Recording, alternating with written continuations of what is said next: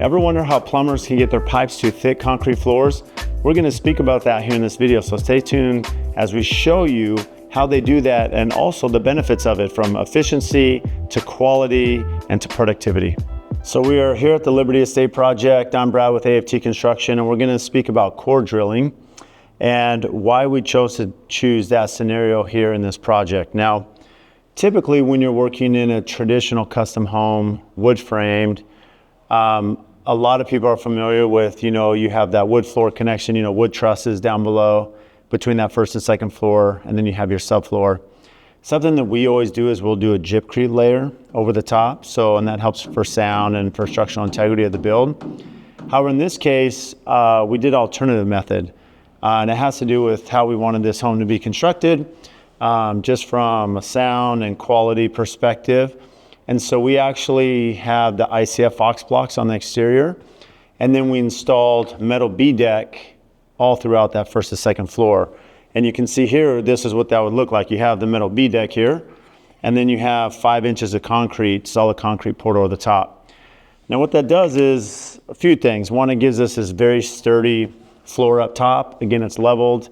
It's soundproof, to the downstairs, something you'd see in, commercial buildings or even a hotel, which helps with sound transfer. And also it helps with our ceiling heights, right? We can have a thinner first to second floor connection there for the structural component of the home, which allows the ceiling heights to be a little bit taller on the first floor and the second floor. And one of those, as you're thinking about plumbing and everything that goes on the second floor, whether it's plumbing, we do have mechanical runs, electrical, of course, and you have the option to block it out, right? There'd be a lot of coordination though, as we're kind of laying out the B-deck and drilling the B-deck, creating that space so that later we can come through and run our plumbing. One thing that we have found to be more beneficial is to actually come back and core drill, because it gives us exact placement. So I'm actually sitting here in the master bathroom right here. This is where the water closet is. And you can see that this is the core that we took out, and I'm not going to drop it here, but you can see if I put here, this is an exact cut right here where it needs to be for the plumber. And so, yes, we could have blocked this out, as they would say, cut the B-deck, blocked it out, so that when they come pour the concrete, it'd be blocked out like you'd see a traditional box and wrap on your main floor.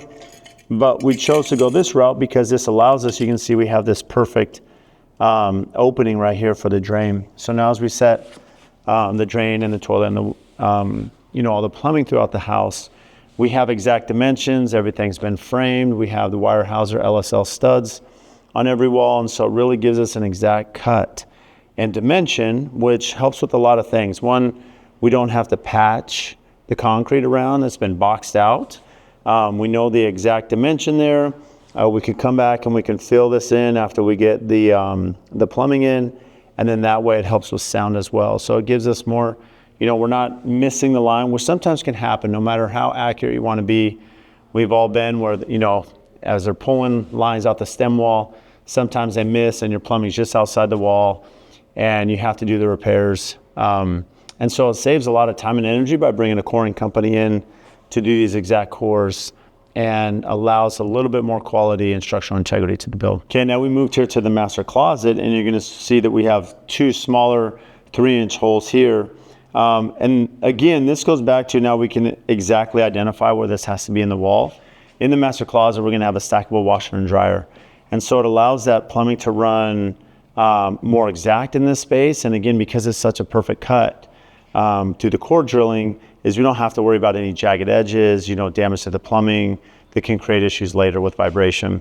And furthermore, a lot of us have seen that box and wrap. One of the challenges when you're doing, concrete slab and you've run all your plumbing beforehand is, as we mentioned, you miss. When you miss those areas, and the reason we talk about box and wrap, that's typically around, a bathtub area, maybe even a shower, because it gives you a little maneuvering where you can kind of move those drains and then come back and pass the concrete. But when you do miss the walls, you actually have to jackhammer that concrete out. So as you're jackhammering the concrete, again, it can create fissures and cracks because of the vibration.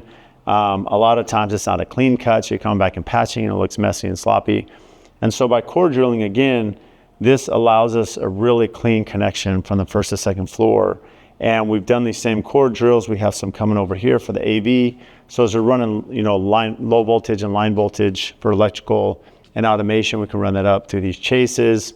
Again, the way that we've designed the mechanical, we don't need a ton of big areas, but you still have the option to core a larger area if you had to, based on the mechanical design.